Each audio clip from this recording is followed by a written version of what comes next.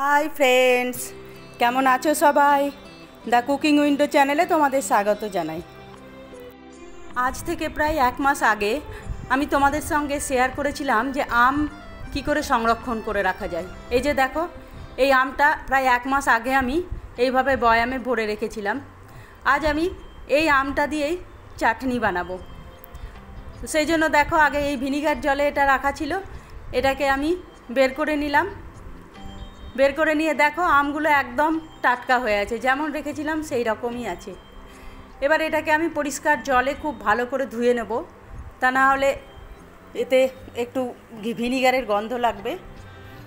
তারপর আমি এটাকে আরও পিস পিস করে কেটে নেব। যেটা লম্বা লম্বা ছিল এটাকে আরও হাফ হাফ করে কেটে নেব। এই যে দেখো, সব আমগুলো কাটা হয়ে গেছে। আমগুলো আমি এখন রেখে দিই বাটিতে। এদিকে একটা কড়াইয়ে আমি তেল বসিয়েছি। এবার এই তেলে একটু 5 ফোড়ন আর একটু কাঁচা লঙ্কার ফোড়ন দিয়ে দিলাম, দিয়ে একটু ভেজে নিলাম। নিয়ে এর মধ্যে আমি আমটা দিয়ে দেব, দিয়ে একটু নেড়ে চেড়ে নেব। বন্ধুরা, আমার ভিডিওটা ভালো লাগলে লাইক, কমেন্ট আর শেয়ার করে দিও। আর যারা নতুন এখনও সাবস্ক্রাইব করনি তাদের কাছে রিকোয়েস্ট, চ্যানেলটা সাবস্ক্রাইব করে রেখো। এই যে দেখো, তেলে আমটা দিয়ে একটু নেড়ে চেড়ে নিলাম। তারপর এতে আমি অল্প লবণ দিলাম।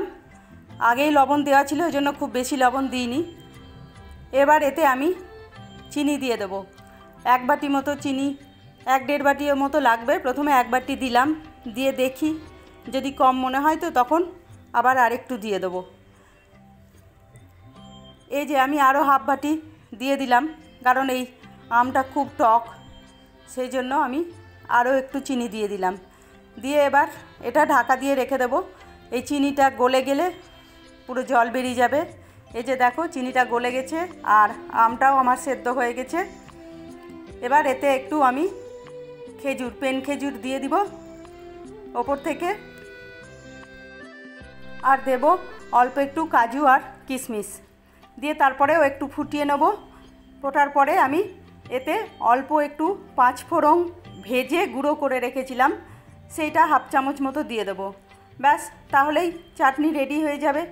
এবার এটা তুমি ফ্রিজে অনেক দিনের জন্য রাখতে পারো, প্রায় 15-20 দিন থাকবে এটা ফ্রিজে। আর ভাতের সঙ্গে এটা খেতে পারো। বন্ধুরা, কেমন লাগলো কমেন্টে অবশ্যই জানাবে। বাই।